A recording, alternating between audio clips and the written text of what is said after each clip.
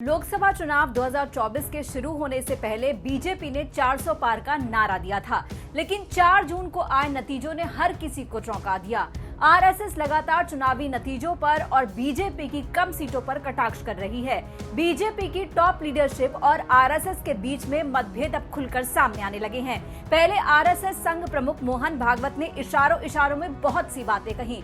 उन्होंने कहा कि जो मर्यादा का पालन करते हुए काम करता है, गर्व करता है, लेकिन लिप्त नहीं होता, अहंकार नहीं करता, सच्चे अर्थों में वही सेवक कहलाने का अधिकारी होता है। उन्होंने कहा कि जब चुनाव होता है तो मुकाबला भी जरूरी होता है और इस दौरान दूसरों को पीछे धकेलना भी होता है, लेकिन एक सीमा होती है। ये मुकाबला झूठ पर आधारित नहीं होना चाहिए। यानी कि कुल मिलाकर मोहन भागवत का कहना था कि अहंकार नहीं आना चाहिए, जो कि बीजेपी के नेताओं में काफी दिखा था। झूठ की जहां तक बात है, आरएसएस इस बात को लेकर नाराज दिखा था कि चुनावों में आरएसएस का नाम घसीटा गया, जबकि चुनाव के वक्त बीजेपी ने आरएसएस से कोई संपर्क नहीं किया था। साथ ही मोहन भागवत ने मणिपुर पर भी चिंता जताई, जिस पर सरकार 1 साल से सो रही है। सरसंघ चालक मोहन भागवत के बाद अब राष्ट्रीय स्वयंसेवक संघ की राष्ट्रीय कार्यकारिणी के सदस्य इंद्रेश कुमार ने भी बड़ा बयान दिया। उन्होंने कहा कि जो अहंकारी हो गए हैं उन्हें 241 पर रोक दिया गया। जिनकी राम के प्रति आस्था नहीं थी, अश्रद्धा थी, उन सबको मिलाकर 234 पर ही रोक दिया। यही प्रभु का न्याय है। उन्होंने कहा कि तुम्हारी आस्था का यही दंड है, तुम सफल नहीं हो सकते। सब मिलाकर नंबर 1 नहीं बने, नंबर 2 पर खड़े रह गए। इसीलिए प्रभु का न्याय विचित्र नहीं है, सत्य है, बड़ा आनंददायक है।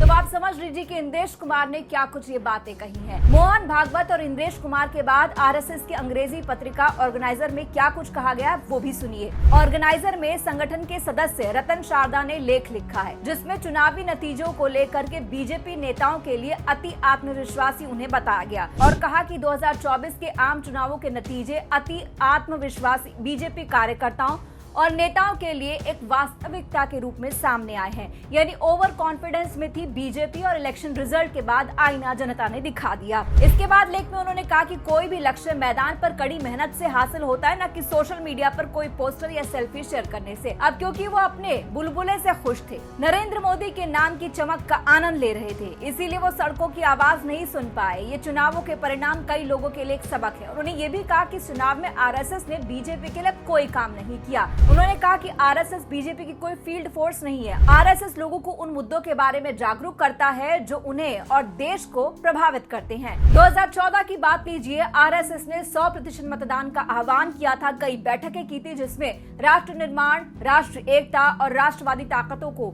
समर्थन देने की बात कही गई थी। अकेले दिल्ली में ही 1,20,000 से ज्यादा ऐसी बैठकें हुई थी और नतीजा शानदार रहा था। उन्होंने एक बड़ा आरोप ये भी लगाया कि बीजेपी और आरएसएस के कार्यकर्ता और आम नागरिकों का स्थानीय सांसद और विधायक से मिलना काफी मुश्किल होता है या असंभव ही होता है। मंत्रियों तक तो पहुंच छोड़ ही दीजिए। बीजेपी के चुने हुए सांसद और मंत्री हमेशा क्यों व्यस्त रहते हैं, किसी को नहीं पता। वो अपने निर्वाचन क्षेत्रों में कभी दिखाई नहीं देते। संदेशों का जवाब देना इतना मुश्किल क्यों है, ये एक बड़ा सवाल है। अब आप समझ लीजिए कि ये बात सिर्फ आरएसएस और बीजेपी के मतभेद की नहीं है, बल्कि सच्चाई है जो बीजेपी के नेताओं को दिख नहीं रही थी और आरएसएस के नेताओं को दिख भी रही थी, समझ भी आ रही थी, लेकिन वो चुप थे, चुनावी नतीजों का इंतजार कर रहे थे। तो बीजेपी को जनता ने अपना रूप दिखा दिया है। अब जनता के फैसले और आरएसएस की नसीहत को बीजेपी कितना सीरियसली लेती है, ये देखना होगा। इस वीडियो में इतना ही। जो भी आपकी राय हो कमेंट बॉक्स में जरूर कहिएगा। नमस्कार।